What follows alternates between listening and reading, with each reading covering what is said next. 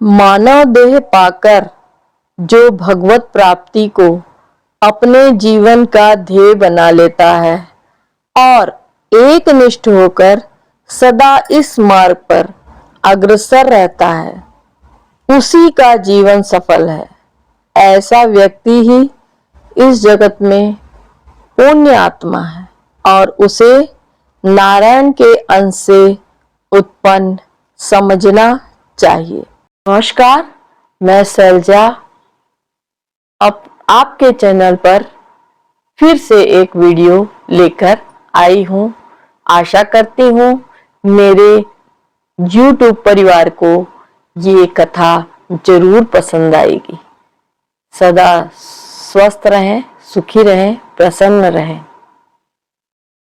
श्री शोभा जी, संत सेवा परायणा श्री शोभा जी की कहानी आज हम सुनेंगे। श्री शोभा जी अपने देवर देवरानी के साथ रहती हुई निरंतर हमेशा भजन साधना में लगी रहती थी। इनका देवर तो इनकी भक्ति भावना से संतुष्ट था, परंतु देवरानी कुढ़ा करती थी।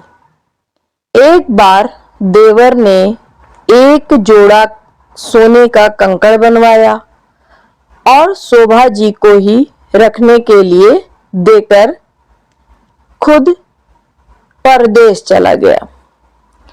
इनकी देवरानी को भला यह कब सहन होने वाला था।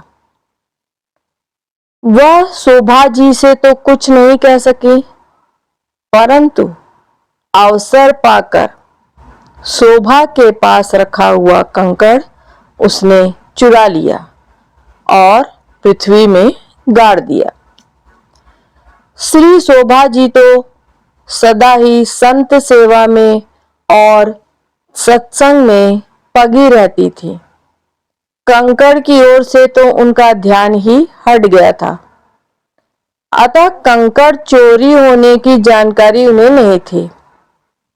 अब जब देवर परदेश से आया और श्री शोभा जी से कंकड़ मांगा, तब वे कंकड़ लेने गईं, परंतु देखा तो कंकड़ नदारद था।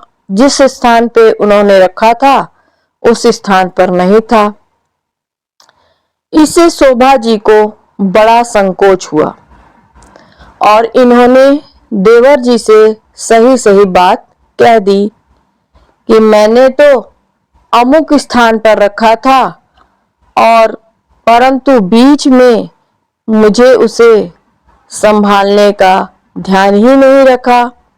अब आज देखा तो कंकड़ वहां नहीं मिला।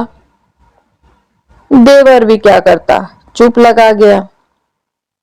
परंतु देवरानी अब कब चुप बैठने वाली थी। वह तो अपने पति का कान भरने लगी कि रोज साधुओं को बुला बुला कर हलवा पूरी खिलाती हैं।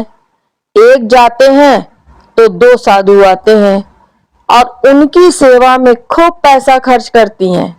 खूब पैसा खर्च होता है। आप निश्चय मानिए, इन्होंने कंकड़ को बेचकर साधुओं को खिला दिया है।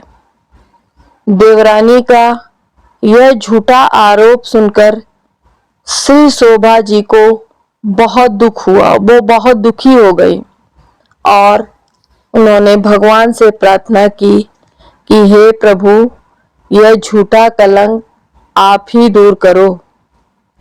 अब प्रभु कृपा से शोभा जी जब सोकर उठी तो कंकड़ को खाट पर पाया और इन्होंने तुरंत देवर जी को बुलाकर कंकड़ को देकर संतोष की सांस ली कि चलो अब कंकड़ भी मिल गया और दे भी दिए।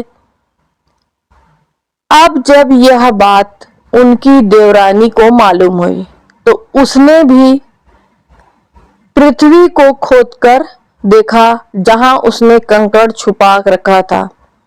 कंकड़ भी वहीं गड़ा मिला। तब तो उसे बड़ा आश्चर्य हुआ और उसने उस कंकड़ को भी लाकर अपने पति को दे दिया और अपने कपट की बात सुनाते हुए श्री शोभा जी से क्षमा प्रार्थना की। उसी समय एक चमत्कार और हुआ।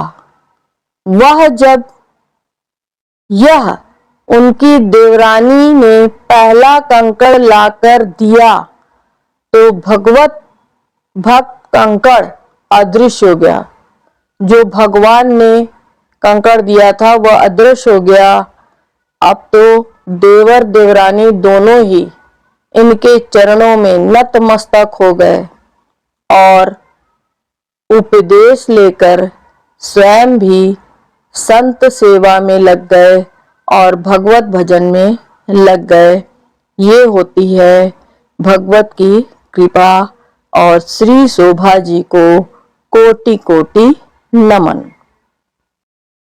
मानव देह पाकर जो भगवत प्राप्ति को अपने जीवन का ध्येय बना लेता है और एक निष्ठ होकर सदा इस मार्ग पर अग्रसर रहता है, उसी का जीवन सफल है।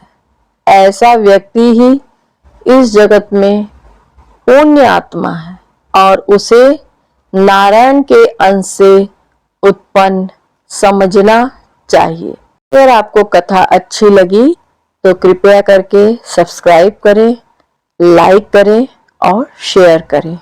धन्यवाद।